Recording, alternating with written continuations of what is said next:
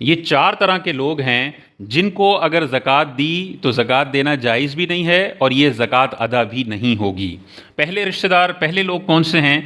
بنو ہاشم کو زکوٰۃ دینا جائز نہیں ہے اور اگر دے دی تو ادا نہیں ہوگی۔ بنو ہاشم یعنی ہاشمی خاندان، اور ہاشمی خاندان میں کون آتا ہے؟ حضرت علی رضی اللہ تعالیٰ عنہ، حضرت جعفر رضی اللہ تعالیٰ عنہ، آپ کے بھائی حضرت عقیل رضی اللہ تعالیٰ عنہ، حضور علیہ الصلاۃ والسلام کے چچا حضرت عباس رضی اللہ تعالیٰ عنہ، اور حضور علیہ السلام کے چچا حضرت حارث رضی اللہ تعالیٰ عنہ۔ ان 5 نفوس قدسیہ کی جو آل اولاد ہے قیامت تک، وہ بنو ہاشم یا ہاشمی خاندان کہلاتا ہے۔ ان کو زکوٰۃ اور صدقات واجبات نہیں دیے جا سکتے، اگر دیں گے تو ادا نہیں ہوں گے۔ دوسرے، زوجین آپس میں ایک دوسرے کو زکوٰۃ نہیں دے سکتے، میاں بیوی کو نہیں دے سکتا، بیوی میاں کو زکوٰۃ نہیں دے سکتی ہے۔ ہاں، اگر شوہر نے طلاق دے دی اور عدت ختم ہو گئی تو پھر یہ عورت اجنبی ہے اور اب اس کی مدد کرنے کے لیے اس کو زکوٰۃ دی جا سکتی ہے، اور شوہر اگر سابقہ محتاج ہے تو یہ عورت اس کی مدد کر سکتی ہے۔ تیسرے، اصول کو، اپنے اصول کو زکوٰۃ نہیں دی جا سکتی۔ اصول سے کیا مراد ہے؟ اس کے آباء و اجداد میں جتنے بھی لوگ آتے ہیں، یعنی اس کے والد، اس کی والدہ، دادا، دادی، نانا، نانی پر دادا پر دادی پر نانا پر نانی، اوپر تک جو لڑی چل رہی ہے، آباء و اجداد جن کو ہم اصول کہتے ہیں، ان کو زکوٰۃ نہیں دی جا سکتی، دیں گے تو ادا نہیں ہوگی۔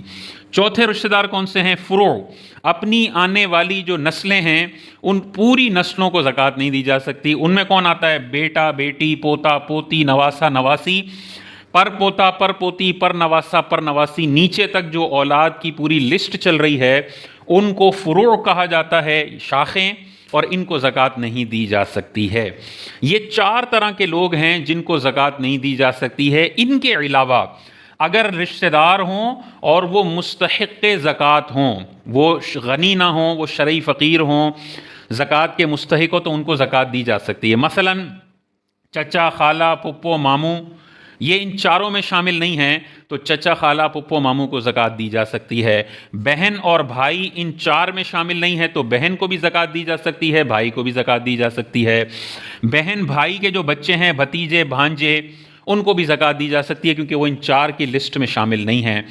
بیٹے کو زکوٰۃ نہیں دی جا سکتی، لیکن بیٹے کی بیوی، بہو کو زکوٰۃ دی جا سکتی ہے اگر وہ شرعی فقیر ہو، فقیرہ ہو۔ بیٹی کو زکوٰۃ نہیں دی جا سکتی، لیکن بیٹی کے شوہر جو مستحق کے زکوٰۃ ہو، داماد، اس کو زکوٰۃ دی جا سکتی ہے۔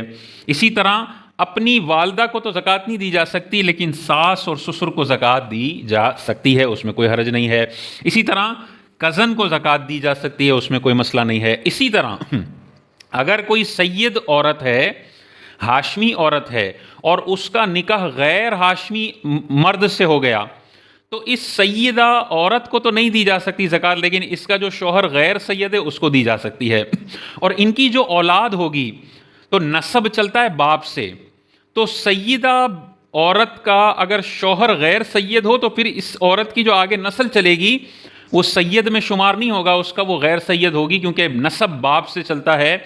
باپ اگر غیر سید ہو، ماں سیدہ ہو، تو اولاد غیر سید ہوگی، اور اس صورت میں اس سیدہ عورت کے جو اولاد ہے غیر سید باپ سے، اس اولاد کو بھی زکوٰۃ دی جا سکتی ہے، کیونکہ اب وہ سید نہ رہی کیونکہ باپ ان کا غیر سید ہے۔ تو ان 4 کو نہیں دی جا سکتی، باقی ان کو دی جا سکتی ہے۔ اور سب سے پہلا حق زکوٰۃ کے اندر اپنے قریبی رشتہ داروں کا ہے، اجنبیوں کا حق بعد میں آتا ہے۔ سب سے پہلے بہن بھائیوں کا حق ہے، چاچا، خالہ، پھپھو، ماموں کا حق ہے۔ بالکل قریبی رشتہ دار جو ہیں اگر وہ فاقوں میں زندگی گزار رہے ہیں تو سب سے پہلے زکوٰۃ ان پر خرچ ہوگی اور پھر اجنبیوں کے پاس جائے گی۔